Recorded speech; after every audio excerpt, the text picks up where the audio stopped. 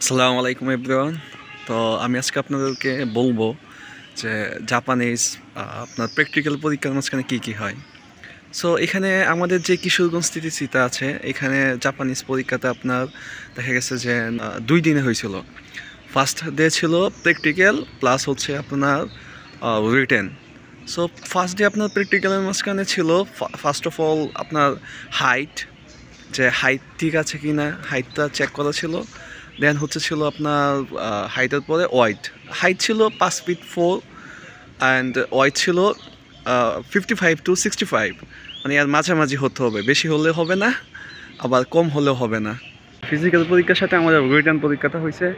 তো রিটার্নে 1 ঘন্টা সময় ছিল। ওইখানে আপনার দেখা গেছে যে অ্যাকচুয়ালি আমার সত্যি করে খেয়াল আসছে না, মেবি 30 নাম্বারের মতো এক্সাম ছিল, হ্যাঁ এরকম সম্ভবত, বা আরও বেশি হতে পারে, আমার খেয়াল নাই।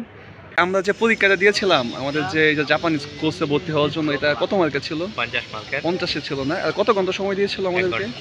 ও আচ্ছা আচ্ছা, ধন্যবাদ। ওই এক্সামটা আমাদের হয়েছে। তো ওইখান থেকে যারা মানে পাশ করেছে তাদেরকে আপনার ভাইবা প্লাস ফিজিক্যাল ফিটনেস দেন আবার চেক করা হয়েছে। ফিজিক্যাল ফিটনেস বলতে গেলে তখন আপনার ফিজিক্যাল ফিটনেস বলতে বোঝাচ্ছি যে তখন পুশ আপ দেন সিট আপ, ওইগুলোর জন্য আপনার 35টা করে পুশ আপ দেওয়াইতে হয়েছে। তো দেন ভাইবা, তারপর আপনার তারপর আনুষঙ্গিক যেই টেস্টগুলো আছে ওই টেস্টগুলো হওয়ার পরে আপনার আমাদের এখান থেকে সিলেক্ট করা হয়েছে। তো মূলত দেখা গেছে যে এখান থেকে যারা মোটামুটিভাবে একটু মানে মানে ফিট আছেন যারা, তারা ইজিলি এখানে আপনার আমার মনে হয় যে ইনশাল্লাহ চান্স পেয়ে যাবেন।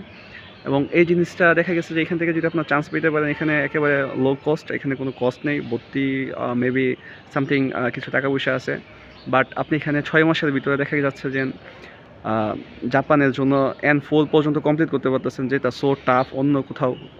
অন্য কোথাও যদি আপনি ভর্তি হন দেখা গেছে যে N5 চলে যাবে প্রায় 6 মাসের মতো, দেন হচ্ছে N4 মেবি 4 মাস থেকে 5 মাস নেয়। সো এখানে লং একটা টাইম।